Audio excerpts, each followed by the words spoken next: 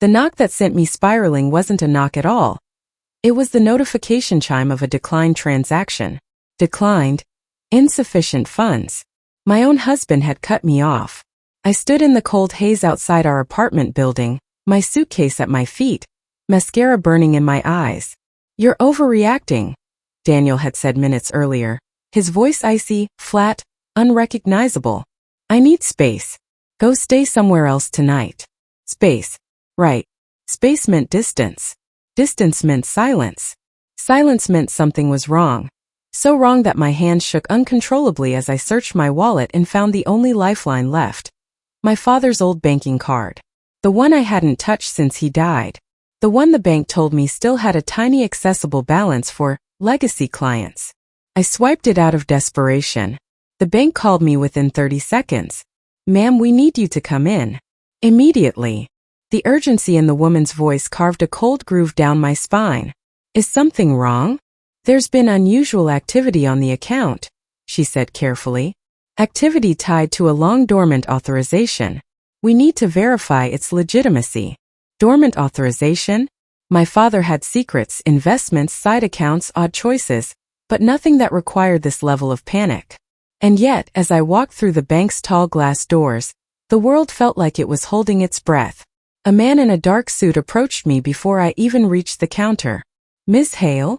Please come with me." My pulse hammered against my ribs as he ushered me into a small room. Fluorescent lights buzzed overhead, loud enough to irritate, quiet enough to unsettle. "We flagged the card because of a recurring transfer," he began. "It's been active for years." I frowned. "To where?" He slid a document toward me. Numbers, dates, transaction logs, one name. Daniel Hale. My throat closed. This must be a mistake. "This account," he tapped my father's name, "has been directing monthly payments to your husband since before your marriage." The room tilted. My father, my fiercely private, fiercely protective father, giving money to Daniel? Secretly? "Why? That doesn't make sense," I whispered. "My dad barely tolerated him." The banker hesitated. "There's more." He handed me a second sheet. A signature authorization. 2 signatures. My father's and Daniel's. Each stroke of ink was a blade. "I think you should speak to your husband," the man said gently. I stumbled out of the bank and into the sharp December air, my heart a frantic animal clawing to escape. My fingers dialed Daniel automatically, like muscle memory of love I wasn't sure still existed. He picked up on the second ring. "Why are you calling?" I heard something in the background, a soft laugh. A woman's. Familiar. "Daniel," I said, voice cracking, "my father was sending you money." "Why?" Silence. Then a long breath. "Come home." Home. The word felt poisonous. When he opened the door, his expression collapsed into something between guilt and exhaustion. The woman wasn't there, but her perfume lingered. Faint, floral, unmistakable. "You weren't supposed to find out," he said. My bones went numb. "Find out what?" He sat heavily on the armrest of the couch.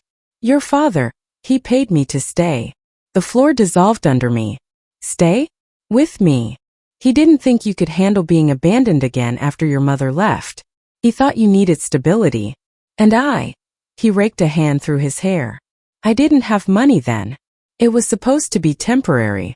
What about now?" My voice was barely a thread. He didn't answer. He didn't need to. The perfume, the cold dismissal, the account still paying him. My father had bought a husband, and Daniel had been preparing to cash out the moment the payments stopped. "You used me," I whispered. "No," he said quickly. "At first maybe, but then." "At first." I laughed, a broken guttural sound. "How long does at first last, Daniel?" 10 years. The air between us cracked open. And that's when he said it, the final fracture. The transfer was set to end next month. I just needed to figure out how to tell you. I stared at him, feeling the betrayal settle into my lungs like smoke. My father had tried to protect me. Instead, he trapped me in a love that was never real. And Daniel had stayed just long enough for the money to run out.